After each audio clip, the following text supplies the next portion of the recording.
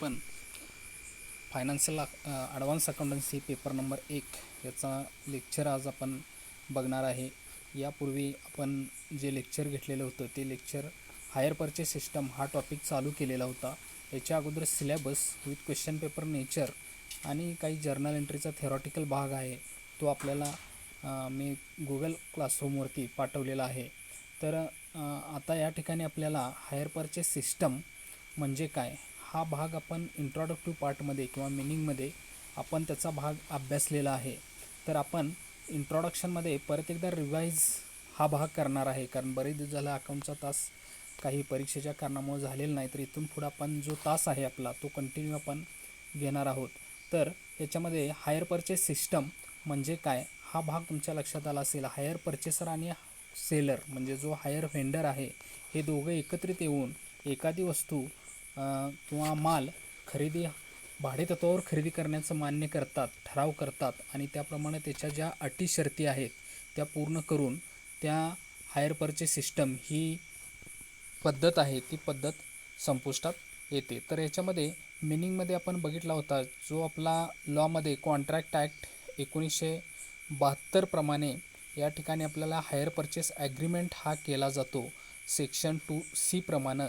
तर हा ॲग्रीमेंट करत असताना त्या possession of goods is delivered by the owner thereof a person on the condition that such person pays the agrees amount periodical instalment. म्हणजे त्या ॲसिडचा delivery करायच्या अगोदर हप्त्याने पैसे देण्याचं मान्य केलं जातं. त्याचा काळ जो आहे किंवा मुदत आहे ती ठरली जाते आणि property of the goods pass such a person on the payment of last installment. त्या प्रॉपर्टीचा जे मालकी हक्क आहे किंवा त्याचा जो ताबा आहे तो त्या व्यक्तीकडं म्हणजे परचेसरकडून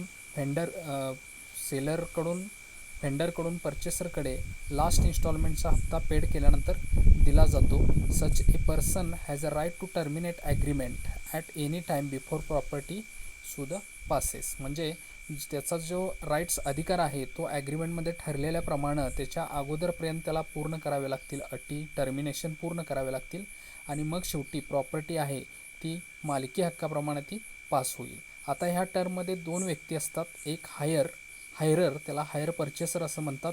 हायरर means person obtain possession of goods from and owner under the hire purchase agreement. Hire purchase ॲग्रीमेंटनुसार जो माल खरेदी करणारा आहे त्याच्याकडे संपूर्ण ताबा गेल्यानंतर ओनरशिप मालकी हक्क गेल्यानंतर त्याला हायर परचेसर असं म्हटलं जातं या ठरावामध्ये.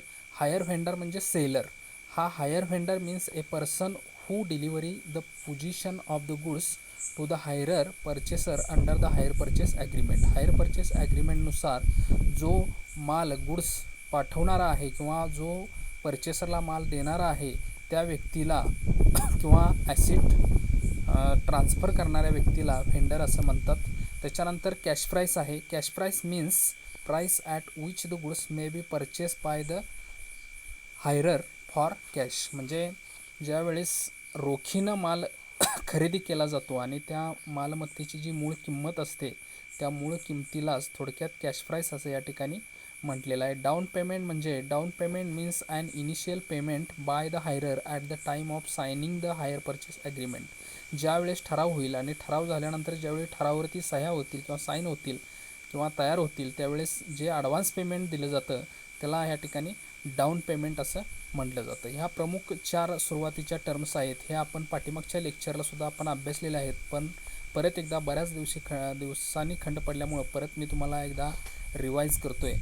आणि त्याच्यानंतर याच्या पुढचा भाग जो आहे म्हणजे त्याचा जो हायर परचेस प्राईस 5वा टर्म आहे. हायर परचेस प्राईस म्हणजे काय तर hire purchase price means total sum of payable by the hirer to the hire vendor. म्हणजे हायर परचेस ॲग्रीमेंट अस्तित्वात आल्यानंतर मालाची मूळ किंमत आहे ती मूळ किंमत ग्राह्य धरून त्याच्यामध्ये जे काही पेमेंट हायर परचेसरला द्यावं लागेल, पेड करावं लागेल, त्या पेमेंटला त्याच्यामध्ये इंटरेस्ट इन्क्लुडेड असणार आहे किंवा आउटस्टँडिंग बॅलन्स जो असणार आहे तो बॅलन्स पेड करावा लागणार आहे. खाली फॉर्म्युला त्याचा दिलेला आहे बघा की hire purchase price is equal to cash price plus interest on outstanding balance. Hire purchase price म्हणजे मूळ जी कॅश प्राईस आहे मूळ किंमत त्याच्यामध्ये जे इंटरेस्ट प्लस करून जो आउटस्टँडिंग बॅलन्स असेल तर त्याला हायर परचेस प्राईस असं म्हणतात. तर हायर परचेस चार्जेस, आता हायर परचेस ॲग्रीमेंट अस्तित्वात आल्यानंतर जो एक्स्ट्रा चार्जेस द्यावा लागणार आहे, कारण थोडक्यात उधारीवरती जसं आपण माल खरेदी करतो तशाच प्रकारे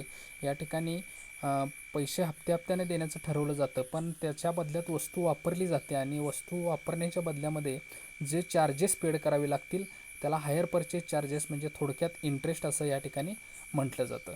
त्याच्यानंतर फ्युचर्स ऑफ हायर परचेसची वैशिष्ट्य काय आहे, तर हायर परचेस हा ॲग्रीमेंट आहे, म्हणजे तो कॉन्ट्रॅक्ट नाही तर तो ॲग्रीमेंट आहे, ठराव आहे. दुसरा आहे पोझिशन ऑफ गुड्स, म्हणजे ज्या वेळेस इमिडिएटली ॲग्रीमेंट केला जातो त्यावेळी माल पोझिशनमध्ये असावा लागतो किंवा ॲसिड पोझिशनमध्ये असावी लागते आणि व्हेंडर म्हणजे सेलरकडून ती परचेसरकडे ट्रान्सफर केली जाते. त्याच्यानंतर कॅश डाऊन पेमेंट, ज्यावेळेस ॲग्रीमेंट होतो, ठराव होतो, त्यावेळेस जी प्राईस पेड केलेली जाते, ॲडव्हान्स पेमेंट पेड केलं जातं, त्याला कॅश डाऊन प्राईस असं म्हणतात. तर ही कॅश डाऊन प्राईस ही मात्र पार्ट ऑफ प्राईस, म्हणजे त्या ॲसिडचाच प्राईस म्हणून भाग असणार आहे, तो पेड करावा लागेल.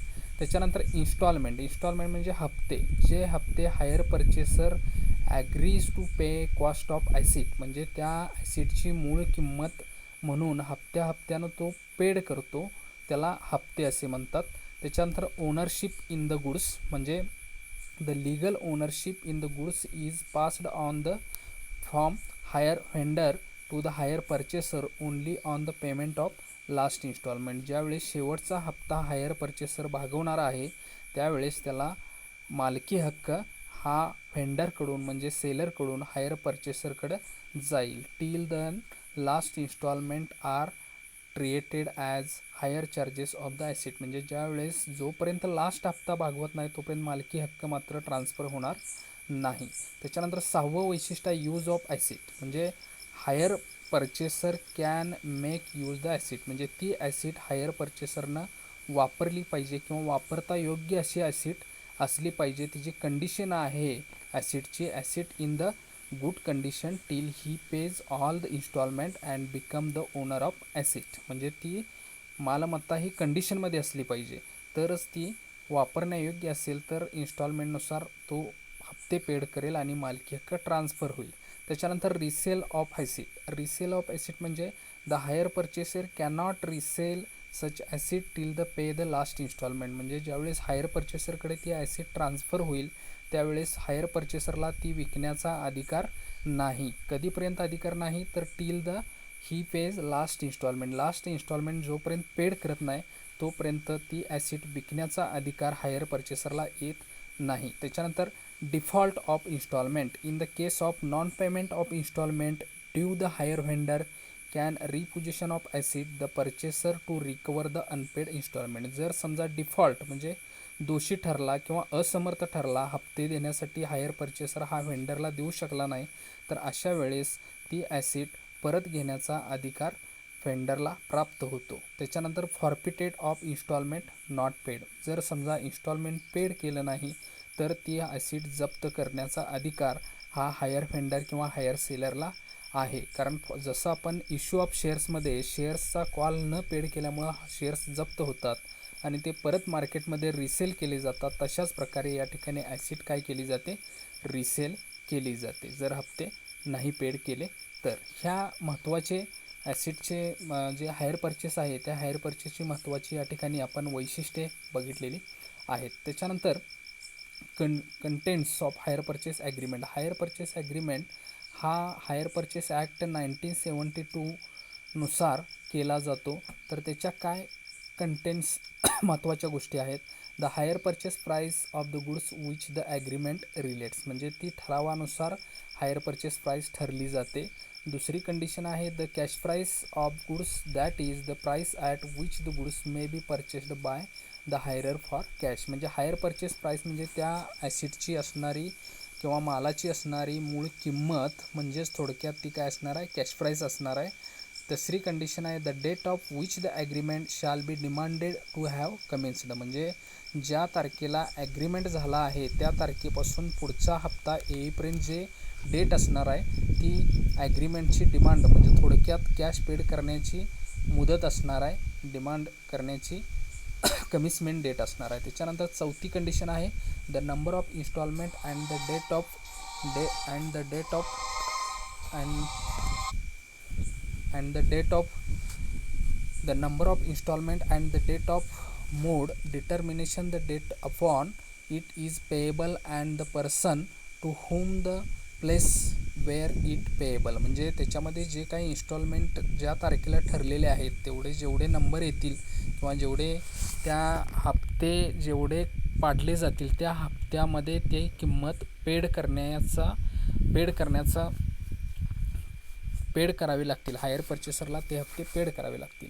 पाचवी कंडिशन आहे the goods to which the agreement relates the manner sufficient identified them. म्हणजे जो ठरलेला ॲग्रीमेंट आहे त्या ॲग्रीमेंट सफिशियंट किंवा कन्व्हिनियंट मॅनरमध्ये किंवा आयडेंटिफाय केलेल्या हप्त्यामध्ये ती किंमत आहे ती किंमत हायर परचेसरला व्हेंडरला द्यावीच लागेल. आता या ठिकाणी डिफरन्स बिटवीन सेल्स आणि हायर परचेसचा फरक या ठिकाणी दिलेला आहे. आता फरकमध्ये सेल्समध्ये काय केलं जातं बघा की इमिडिएटली ओनरशिप ट्रान्सफर्ड किंवा ॲग्रीमेंट लगेच केला जातो at the time of sale. आणि हायर परचेसरमध्ये मात्र काय केलं जातं गुड्स नुसता माल पास केला जातो परंतु मालकी हक्क किंवा लास्ट इन्स्टॉलमेंट हप्ता भरत नाही, लास्ट इन्स्टॉलमेंट देत नाही तोपर्यंत मालाचा मालकी हक्क ट्रान्सफर केला जात नाही. दुसरा फरक आहे सेल्समध्ये the position of the buyer is that the owner of goods. म्हणजे सेल्समध्ये जो खरेदीदार असतो तो मालक असतो, पण या ठिकाणी हायरर किंवा खरेदीदार हा बायर जो आहे तो ओनर असत नाही तर काय असतो तो बेली असतो. म्हणजे थोडक्यात जसं आपण खंडानं जमीन घेतो किंवा ठरावानं एखादी गोष्ट भाड्यानं घेतो तशाच प्रकारे या ठिकाणी लास्ट हप्ता भरत नाही तोपर्यंत तो बेली म्हणून या ठिकाणी संबोधला जाईल. तिसरा फरक आहे सेल्समध्ये the buyer cannot terminate agreement. ह्याच्यामध्ये खरेदीदार काही पैसे हप्त्यानं देण्याचं किंवा टर्मिनेटनुसार देण्याचं प्राईस मान्य करत नाही. हायर परचेस सिस्टममध्ये मात्र टर्मिनेट निश्चित केला जातात किंवा माल तो परत घेण्याचा ओनरशिप लास्ट इन्स्टॉलमेंट जोपर्यंत भरत नाही तोपर्यंत ओनरशिप ट्रान्सफर करण्याचा अधिकार किंवा ओनरशिप राखून ठेवण्याचा अधिकार हा व्हेंडरला असतो. पाचवा फरक आहे the buyer can pass goods title of bona fide purchase from him. ज्या वेळेस खरेदीदार सेल्समध्ये वस्तू खरेदी करेल त्याचवेळी त्याचा मालकी हक्क किंवा त्याचं टायटलसुद्धा त्या खरेदीदाराचं ज्यानं खरेदी केलेली आहे त्याला मालकी हक्क ट्रान्सफर होईल.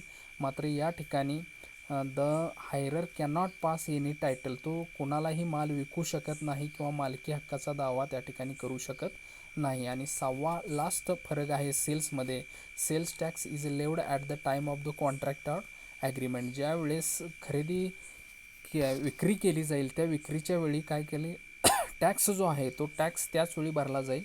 मात्र या ठिकाणी sales tax not levied until eventually ripens into sale. म्हणजे हा जोपर्यंत हायर परचेसमध्ये ती लास्ट इन्स्टॉलमेंट भरत नाही किंवा मालकी हक्क ट्रान्सफर होत नाही तोपर्यंत सेल्स टॅक्स हा परचेसरला भरावा लागणार नाही तर तो सेलरलाच भरावा लागेल. अशा प्रकारे सेल्स आणि हायर परचेस सिस्टममध्ये काय फरक आहे हा थोडक्यात दिलेला आहे किंवा तुम्ही वाचून जरी पाहिलं तरी तुम्हाला ते लक्षात येईल. आता खाली दिलेलं आहे बघा पुढचा पॉईंट आहे इन्स्टॉलमेंट अनालिसिस. आता इन द हायर परचेस सिस्टममध्ये hire purchase agree to pay cost of asset. म्हणजे खरेदीदार हा परचेस प्राईस हप्त्याने परचेस प्राईस देण्याचं मान्य करतो. त्याचे हप्ते जे असतात ते कन्व्हिनियंट इन्स्टॉलमेंट असतात, दोघांनाही सोयीस्कर असतात along with the interest thereon. काही वेळेस इंटरेस्ट हप्त्यामध्ये असेल, काही वेळेस हप्ता प्लस इंटरेस्ट असेल. म्हणजे interest there on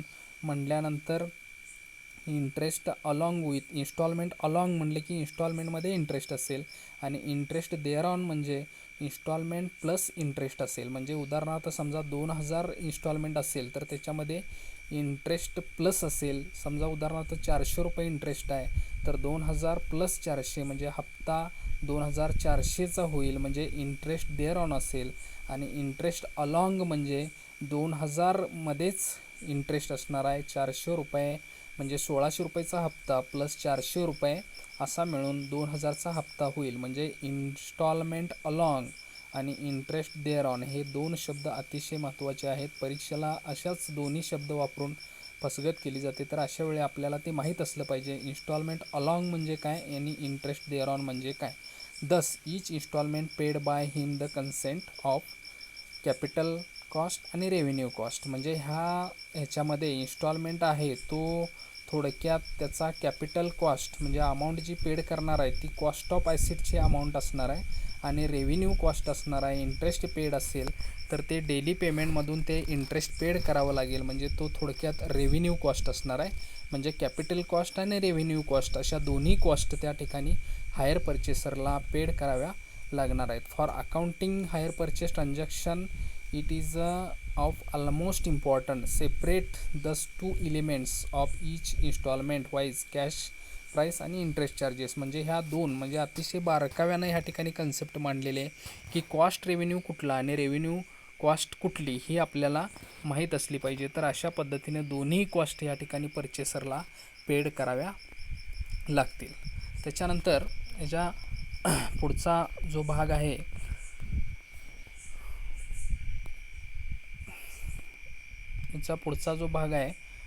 accounting entries. आता accounting entries in the books of hire purchaser. Hire परचेसरच्या बुक्समध्ये 4 अकाउंट या ठिकाणी आपल्याला तयार करावे लागतील. ह्या ठिकाणी इन डिटेलमध्ये दिलेलं आहे बघा. ॲसेट अकाउंट पहिलं तयार करावं लागेल in the books of hire परचेसरमध्ये. हायर व्हेंडर अकाउंट म्हणजे सेलरचं अकाउंट तयार करावं लागेल. इंटरेस्ट अकाउंट आणि डिप्रिसिएशन अकाउंट असे 4 अकाउंट या ठिकाणी तयार करावी लागतात. आता मी सुरुवातीलाच तुम्हाला सांगितलं आहे there are 2 methods of recording the hire purchase transaction. Hire परचेसरच्या बुक्समध्ये ट्रान्झॅक्शन रेकॉर्ड करायचे असेल तर 2 पद्धतीनं नोंदी केल्या जातात. एक पार्ट कॅश प्राईस मेथड आणि फुल कॅश प्राईस मेथड. आता पार्ट कॅश प्राईस आणि फुल कॅश प्राईस या दोन्हीमध्ये काय फरक आहे हा सुद्धा भाग आपण पाठीमागच्या तासाला बघितलेला आहे. तरीही परत एकदा आपण रिवाईज करतो आहे ह्या 2 पद्धती.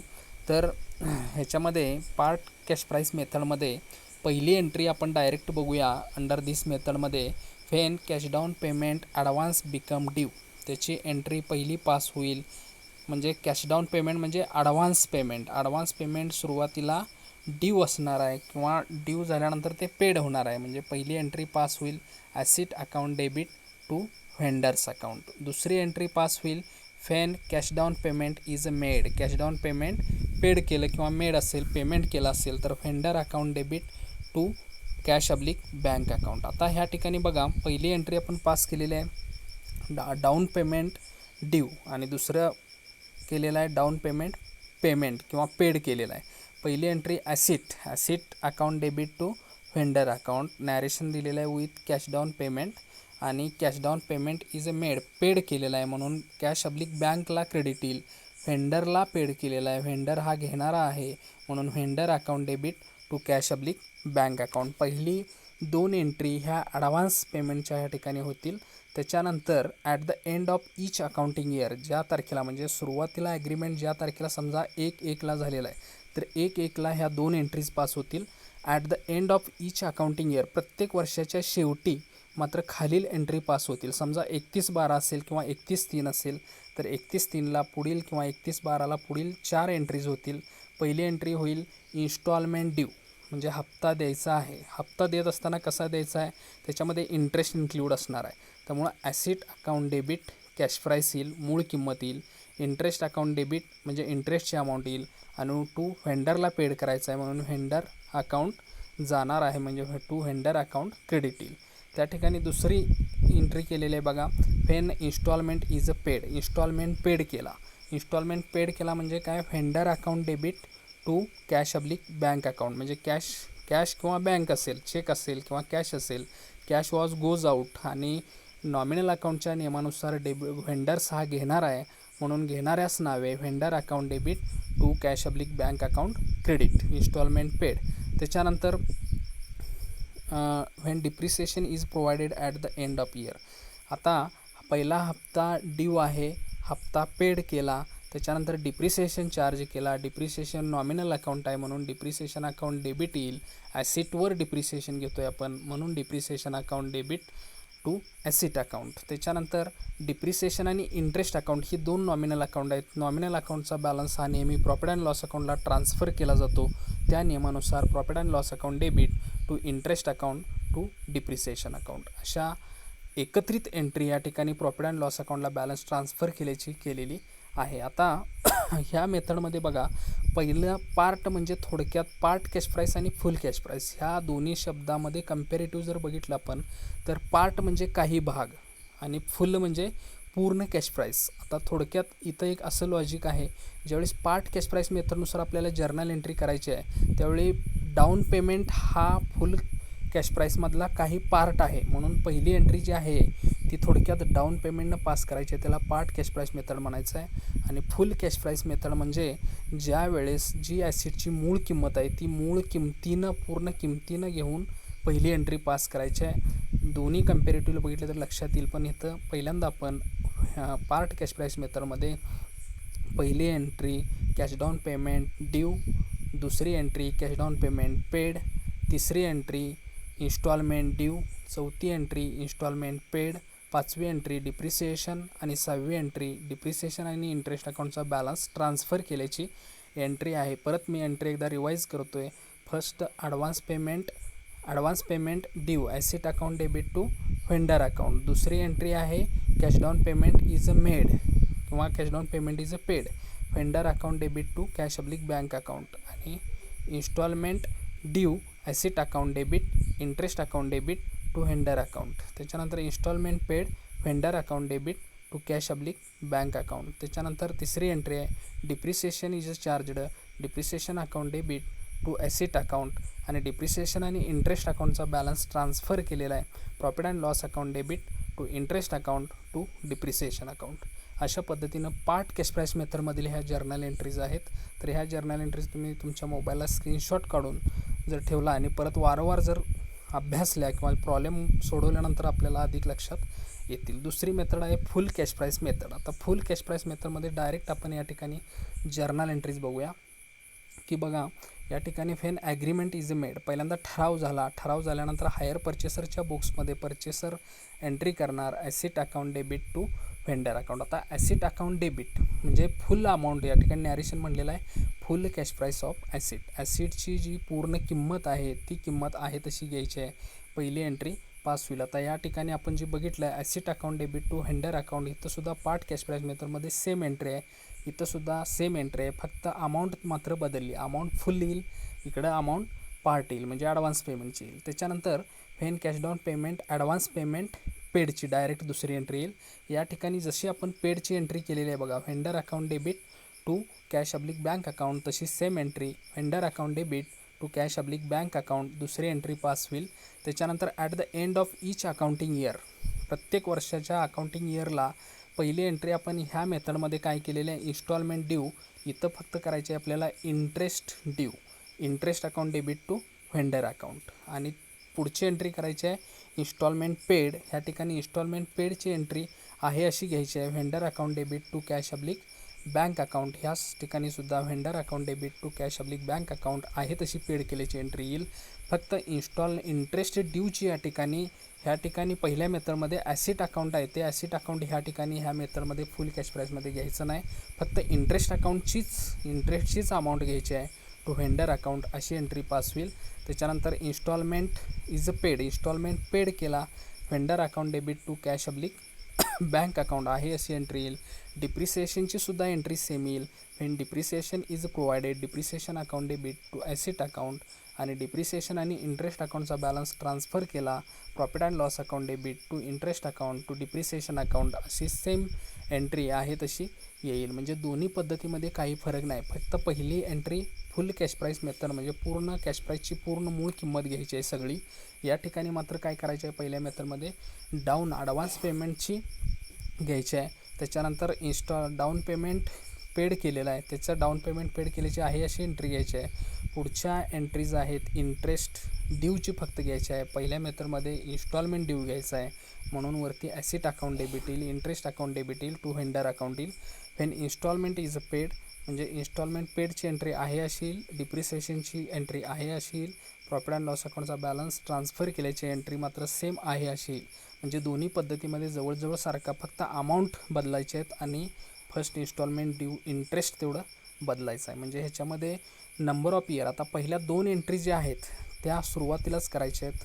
पुढच्या वर्षी म्हणजे पुढच्या हप्त्याला समजा 3 हप्ते असतील, पहिल्या हप्त्याला मात्र पहिल्या 2 एंट्री येतील, दुसऱ्या तिसऱ्या चौथ्या एंट्रीला 1 ते 4 एंट्रीज आहे अशा रिपीट करायच्या आहेत. जसं आपण डिप्रिसिएशन अकाउंट तयार करतो तशाच प्रकारे या ठिकाणी हे अकाउंट तयार करायचं आहे. आता हे झालं परचेसरचं बुक्स किंवा परचेसर्सच्या बुक्समध्ये ज्या जर्नल एंट्री केलेल्या आहेत त्या आपण या ठिकाणी बघितलेल्या आहेत. त्याच्यानंतर पुढचा जो भाग आहे accounting entries in the books of व्हेंडरच्या बुक्समध्ये कुठल्या जर्नल एंट्री केली जातात किंवा लेजर अकाउंट कुठले तयार केले जातात.